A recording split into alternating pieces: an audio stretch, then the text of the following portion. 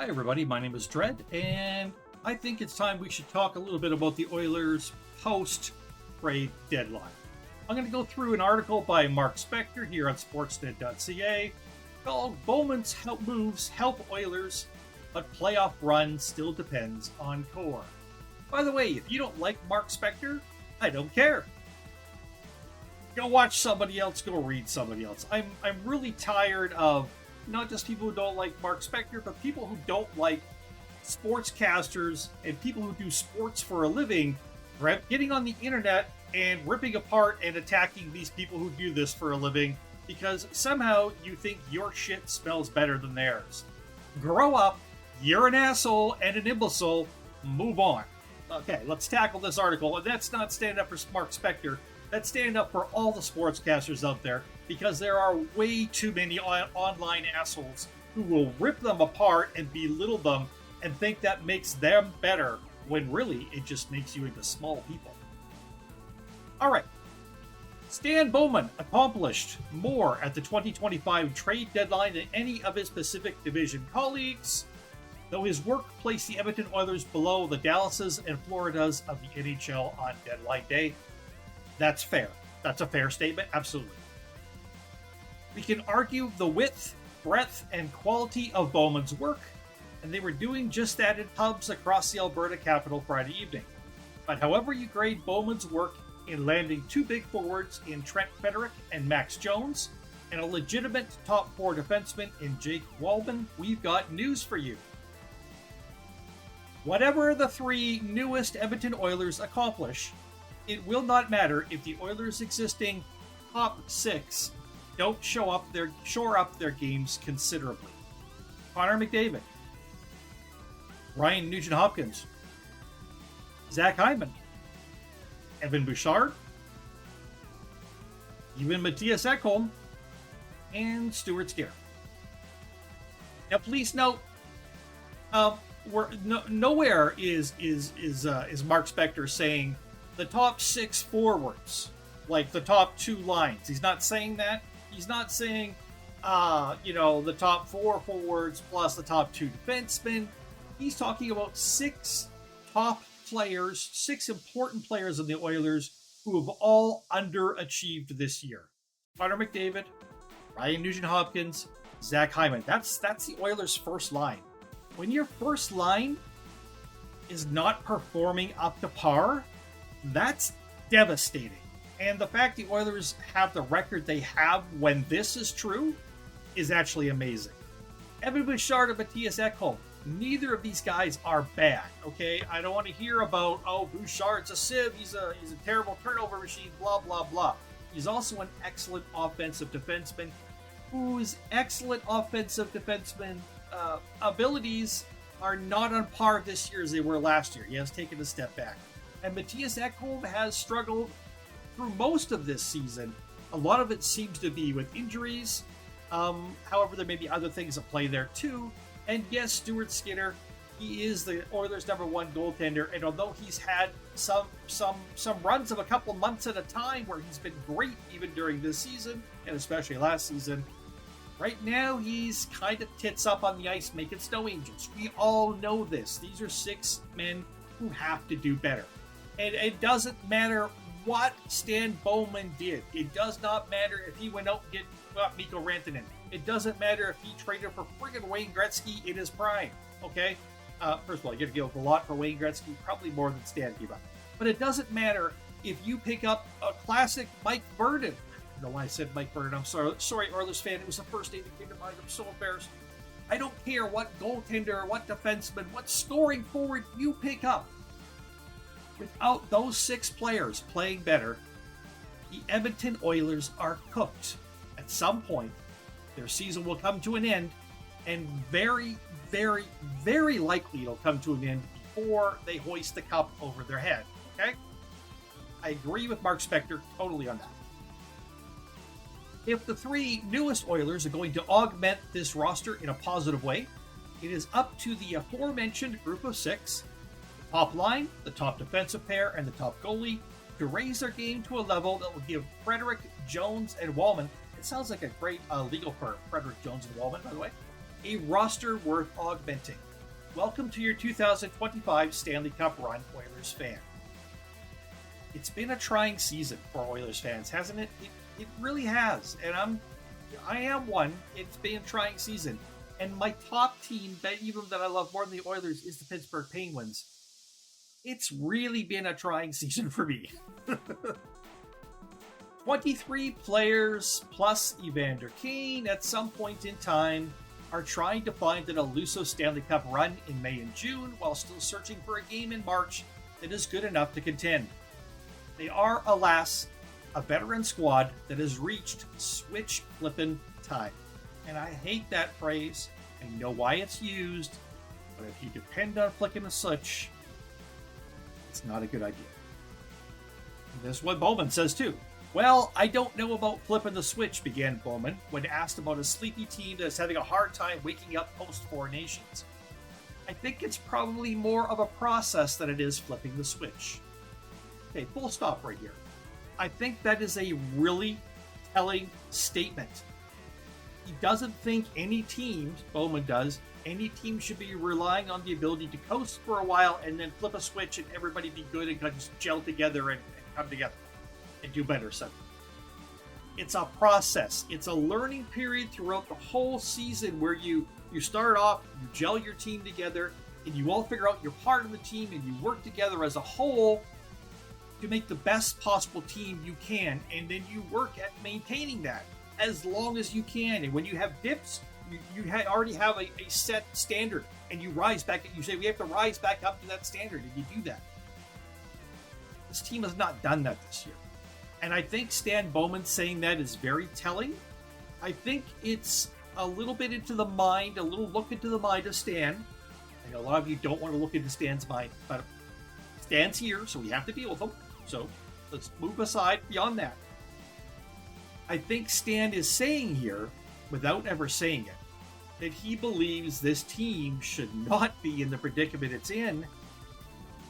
And I'm going to ask you, where does the fault lie? You've got 6 very important players on the Oilers right now. 6 very important top players, standards and pillars of your team, who have been, over the course of this season, not playing up to their standards. You can survive 1 or 2, maybe even 3 guys on your team who are important not playing up to standards, as long as you get a bunch of other guys percolating and rising above their own standards. When you've got 6 people, it stinks to high heaven. You're in trouble. So my question to you right now, if you're thinking, what is Stan thinking about this team? Who is he blaming? Is he blaming the players? Players have not met their own standards. There may be reasons. I don't think all 6 of those guys have massive injury problems that have been around the whole season. I could be wrong, but I think that's doubtful. Do they have emotional issues? Do they have issues beyond the ice in their own lives that are impeding on their abilities on the ice? Do they not feel as good about their teammates? Are they having issues? Are they mourning the guys who they lost from last year? Are the new guys who came in not meshing well? Is it the general manager's fault, which in this case would be the guy before Stan Bowman, who did a lot of the signings and then Stan afterwards? Is it the coaching ranks who really are charged with getting these guys going and telling them this is the standard we're going to meet, this is the way we're going to play, this is the way we have to play to win, let's do it? I think it's all of the above. I think Stan looks at it as all of the above. If I could read into this, that's what I think. Bowman has more needs this last week than cap space and assets to fill them. Yep. So he started with a big abrasive forward in Frederick, who arrives with an ankle injury but will play, Bowman stated, certainly before April. That's good news. I like what I know about Trent Frederick. I recall him as a younger player. He's not old yet, but as a few years back when he wasn't quite as prolific as he's been the last few years at points. It's nice to know that a couple of years he's had some really good point totals. That's great. I don't know whether we can continue to get that with this team or not. I don't know whether he's going to resign or not, but I think it was a good trade. It's a good guy to bring in, from all I know about him. Then Stan tacked on a 6'3" fourth line winger in Max Jones, who's much to prove at the NHL level, but two big bodies are definitely welcome. And I will just say, Max Jones played well enough in his first game that I would certainly consider playing him 8 to 12 minutes a night on the fourth line going forward every night until he proves to me he can't do it. We have a lot of players who are similar up front, Bowman said as he met the media after his first deadline as the Oilers GM. For the most part, his forward group are not like Frederic or Jones. That is something we've been lacking, and it was important to address that. Again, what is Stan saying? The players aren't tough enough. The players aren't gritty enough. Doesn't mean everybody has to be tough and gritty, but there wasn't enough of it on this team. And that's not Stan Bowman's fault because he inherited the team. Maybe something I really hope Stan's going to be looking at changing that in the summer.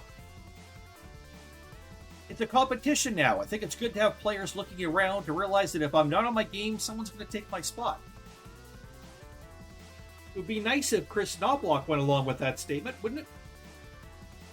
Because Chris Knobloch tends to take people who are doing well at times, like Jeff Skinner, out of the lineup for people who are doing crappy. I don't know what Chris Knobloch is doing anymore, but I know whatever he's doing, it hasn't been effective in a couple of months now. And you could bet Stan has taken notice of that because Chris Knobloch is not Stan Bowman's guy. He inherited him. Let's go on. His other key addition had to be a top four defenseman. Most of us assumed he would land a Brandon Carlo type, right shot, big and defensive minded. That was the dream, but Instead, Bowman surprised by getting a more offensive lefty in Wallman for the San Jose Sharks. Comes with an extra year remaining on his contract at $3.4 million, and I'm fine with picking out Wallman. I don't really know what kind of a player he is, although I know his name. We'll see how he does on the team. It could be he does really good. It could be he does not. I don't know. But on paper, it's a decent pickup for a team that is where the Oilers are right now. That style choice is simply a matter of preference for a GM who prefers speed, puck movement, and mobility over the traditional Joel Edmondson or Eric Branson type. At least on the back end, that's for sure. I do believe he wants speed and puck movement and mobility up top as well, but he wants to be a certain amount of grinders and guys probably on the last two lines who are not afraid to shoot the puck in and go in after it, grab some hits, wear the other team down. Oilers have not had a team that wears the other team down in a long time. He's number one defenseman on San Jose, Bowman said of Wallman, who posted a -1 in 50 games for a Sharks team with a -72 goals differential that is dead last in the NHL. Yeah, that's impressive. You look at the way he's been able to perform at that level on a team that's had, it's been a struggle a bit for that team this year. I think it shows you how well he's played. I would agree, at least on paper it does. Wallman's presence could mean fewer minutes for Ekholm if he's hurt or ill still, sure. Or he could give Bouchard a breather in some offensive situations. Yep, sure. Either way, we predict a team that will use 5 defensemen extensively and a 6th guy. Troy Stetcher, Ty Emberson, John Klingberg. No to the first and third, yes to the middle one, who plays around 10 minutes a night. And I believe Mr. Wallman having 2 years, another year after this, gives Ty Emberson time for the team to discover over the next season whether Ty is going to be a guy who can move up to a number 4 position going forward, because eventually Ekholm's going to retire. At some point, they may or may not trade Bouchard. Who knows? Nurse is not as young as it used to be. We don't have a lot of D coming up that are going to be ready for, inside of 3 to 4 years. So letting Emberson spend time on the third pairing again next year and seeing what kind of confidence he gains and whether he's going to be capable of moving up to a number 4D is good. Bowman was never enamored with the thought of spending assets on a goaltender, and Skinner's stellar performance on Thursday night in the 3-2 overtime win over Montreal likely made an entire organization feel better about that tact. As I'll say this about the goaltender, I love both of the Edmonton Oilers goaltenders. I think if I were to meet them, I think I'd go up and just give them a big hug and have a drink with them or whatever. They seem like the nicest people ever. I think their teammates feel the same way. I don't think their teammates would actually really like it if one of them got traded or pushed out of their roster spot this year. I can guarantee you this team's tight enough that they would feel that way. And I do think this is the time for them. This is the time for those two goaltenders to step up over the next few weeks and into the playoffs and prove what they have. Because if they don't prove it, Stan will be looking for another goaltender in the summer. Guarantee it. But for the meantime, I don't have a problem with them standing pat with what they've got. I think it's the right thing to do, but I think that's a short leash come this summer. Okay? His theory in acquiring Ballman is to aid his team in limiting defensive zone time by bringing in a defenseman who can both pass and skate the puck out of trouble. Yep. And he's got decent size, too. 6'1", 220 or something, so he's decent size defenseman. And they do say he's capable of playing the right side, although the left side is his natural side. Well, Darnell Nurse can play the right side too. Ekholm can play the right side too. Kulak can also play the right side. These are guys that are capable of playing on the right. One of them will have to. Maybe they'll all platoon on the right. We'll see how it works. Stan says we're trying not to put so much pressure on the goaltenders that they're trying to save games for us. It's a good thing to do. Have the team actually take pride and play defense. Our team game has escaped us a bit. Yes, all the fans see that. And thank you, Stan, for actually saying that. And believe me, when he says this in an interview, he's putting it very carefully so as not to snap at his players. But you know in his mind, he is frustrated. As a result, it puts more pressure on your goalies, he admitted. I like to see both things take a bit of an uptick. So the rest of the team play better defense, and then the goalies get better. I'd like to see both those things happen. I couldn't agree more. What else did Stan Bowman not address? Well, plenty of things, but there's only so much he can do. Come on, people. It would have been sweet to reward Leon Draisaitl's Hart Trophy season with a winger who has more finish than the ones he sat with all season long. Bowman hinted that player may just be Frederick if they don't use him at third-line center. My opinion might be this. If Evander Kane comes back and is ready to play in the playoffs and he can get up to speed quickly enough, he may find himself on maybe a first line, at least part-time on the first line with Connor McDavid and Zach Hyman. Frederick may be on the wing with Podkolzin for Leon, and Nuge may be centering the third line. I wouldn't have a problem with any of those things happening. But we'll see. Bowen hinted a player might just be Frederick if they don't use him as a third-line center. If Frederick is going to play in the wing, he can play one of the top two lines, Bowman said. As for Kane, the team made it official Thursday. He will not play any more regular season games this season. Let's stop the attacks online on Evander Kane. I've seen some people try to do that, say he's not a team player. With all due respect, go fuck yourself. Evander Kane is a team player for these Oilers. He wants to be on the ice. He wants to win with his people. And I really hope he comes back healthy and ready to play in the playoffs, but it is going to take him time, unfortunately. Probably have to start him off on the fourth line and, let him get in some hits and work up more ice time as he goes. Hopefully that works out. I love Evander Kane. I'm glad he's coming back, and he has exactly what the team needs. Grit plus scoring ability.